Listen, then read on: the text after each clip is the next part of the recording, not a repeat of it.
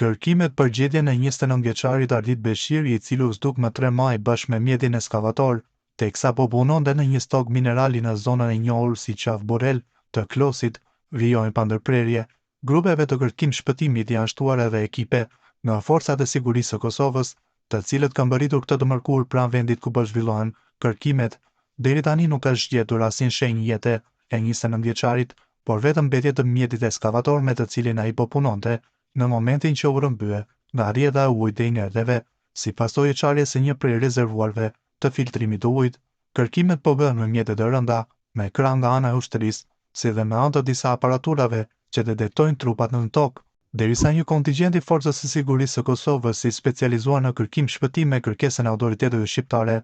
ndodhet në qafën e Burelit dhe po vjen në ndihmë në gjetjen e punonjësit që si pasojë e rrëshqitjes së dheut u mbuluan në të.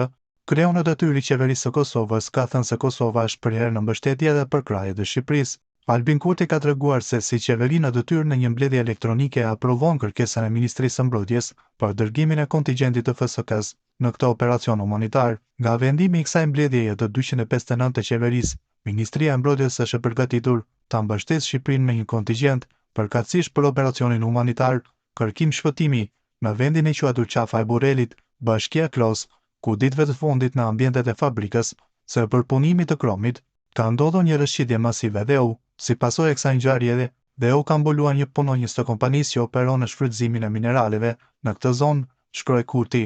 bashkë pranë njëri tjetrit, me shpresën për lajme të mira nga vendi i ngjarjes, tha më tej kryeministri i Kosovës.